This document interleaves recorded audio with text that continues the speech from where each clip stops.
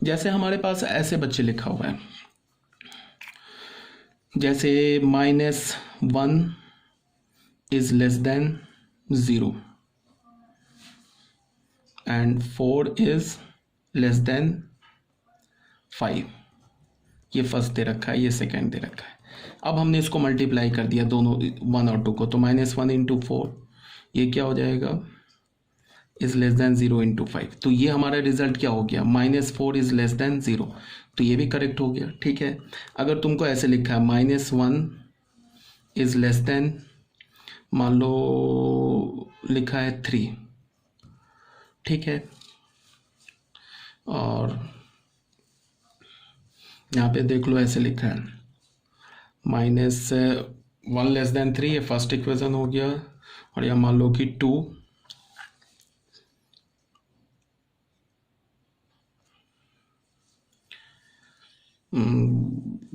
-2 ले लो is less than -4 ले लो।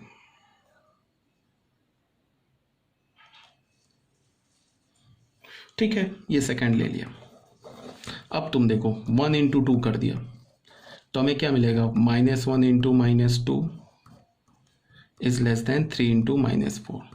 तो क्या मिलेगा, 2 इज लेस देन -12। ये फॉल्स मिल गया ना, यहाँ पे हमें मिल गया ना फॉल्स। क्यों हमें मिल गया फॉल्स, बिकॉज ये जो भी नंबर्स थे ना ये सारे निगेटिव नहीं थे, ये सॉरी सारे पॉजिटिव नहीं थे।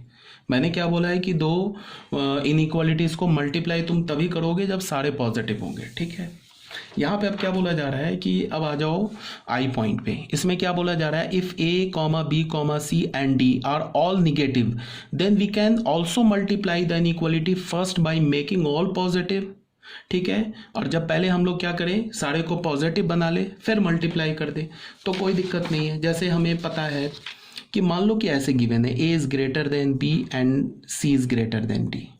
यहाँ पे लिखा हुआ है where a, b, c and d are all negative. यहाँ पे क्या बोला है, ABCD सारे नेगेटिव है। तो अब मैंने क्या किया, दोनों को मैंने माइनस से मल्टीप्लाई कर दिया, दोनों इनइक्वालिटी को। तो ये फर्स्ट इक्वेशन मान लिया। अब देखो a पॉजिटिव है तो माइनस ये जो लिखा है ना, सॉरी a नेगेटिव है तो ये माइनस a जो लिखा है ये पॉजिटिव लिखा हुआ है। ये -b जो लिखा है ये भी पॉजिटिव है, ये -c भी पॉजिटिव है, -d भी पॉजिटिव है।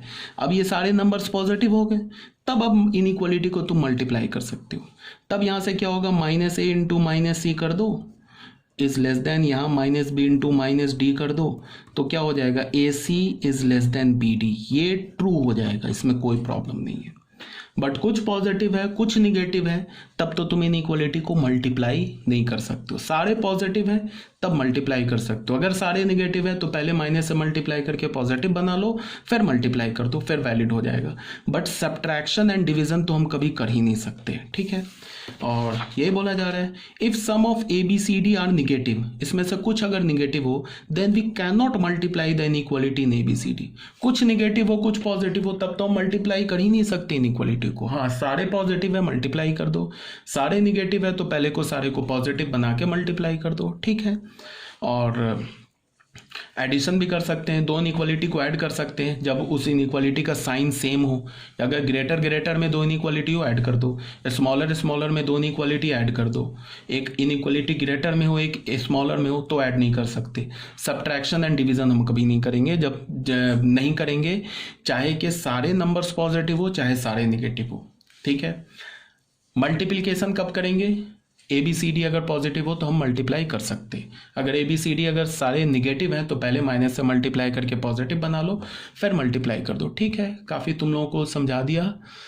अभी भी अगर कोई डाउट है, मुझे पता है कि थोड़ा स्टार्टिंग में थोड़ा कन्फ्यूज़न होगा, ठीक है, बट अगर तुम एक दो बार नोट्स को ध्यान से सुनो, ध्यान से देखो कि मैं क्या बोल रहा हूँ, क्या तुम्हें समझाने की कोशिश कर रहा हूँ, तो मेरे हिसाब से नहीं कन्फ्यूज़न होना चाहिए, क्योंकि मैंने काफ़ी एक्सप्लेन करके बताया। अभी भी कन्फ्यूज़न है तो तुम पूछ लेना। ठीक है, और एक बात और याद रखो कि देखो चीज़ें जो है ना 11th क्लास में बिल्कुल से वास्ट हो जाएगा, तो हमें अगर हमें किसी भी सब्जेक्ट के लिए मैं बोल रहा हूँ, स्टार्टिंग में कुछ चीज़ें अगर हमें टफ लगे ना तो उससे डरना नहीं है, ये नहीं सोचना है अरे टफ होगा, कैसे होगा, मेरे से कैसे सॉल्व मैं कर पाऊंगा, ऐसा नहीं सोचना है। स्टार्टिंग में तुम कुछ भी पढ़ोगे ना तो स्टार्टिंग का वो टफ होता है, बट तुम अगर उसको बार बार प्रैक्टिस करते रहोगे, बार बार पढ़ते रहोगे, तो वो बिल्कुल तुम्हारे लिए ABCD हो जाएगा। फर्स्ट टाइम तुम कुछ भी काम करो अपने लाइफ में, सोचो जब फर्स्ट टाइम तुम साइकिल पे बैठते थे तो तुम्हारे ध्यान में ये आता होगा कि साइकिल पे बैठेंगे तो बैलेंस कैसे बनेगा।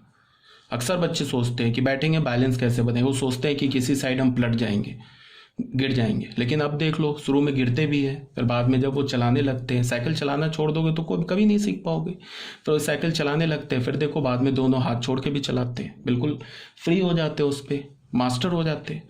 ठीक है, मतलब कहने का क्या मतलब है कि स्टार्टिंग में हर काम टफ लगता है। अगर थोड़ा भी कंफ्यूजन है, तुम्हें लग रहा है कि अरे इतना कुछ सीखना है, इतना प्लस माइनस सीखना है, तो जैसे जैसे हम लोग आगे बढ़ते जाएंगे ना, वैसे वैसे ये तुम्हारे लिए जो अभी तुम जिसको मैं काफ़ी इम्फेसिस दे के, काफ़ी स्ट्रेस दे दे के समझा रहा हूँ, वो तुम्हारे लिए जब तुम इसको क्वेश्चन में यूज़ करोगे ना बच्चे, जब तुम इसको में क्वेश्चन आएगा, जब तुम देखोगे तुम्हारे पास कोई इनइक्वालिटी आ गया, तो तुमने कोई -1 से मल्टीप्लाई किया, इनइक्वालिटी का साइन चेंज कर दिया, तो तुम्हारे लिए बिल्कुल ABCD हो जाएगा। वहाँ पे तुम मतलब बिल्कुल एज ए इसको एलिमेंट्री स्टेप जैसे यूज़ करोगे। अभी फर्स्ट टाइम है तो थोड़ा टफ लगेगा, कंफ्यूज हो जाओगे, कंफ्यूज नहीं होगे, मतलब होने के चांस है, बट तब भी अगर कोई डाउट है तो पूछ लेना, ठीक है।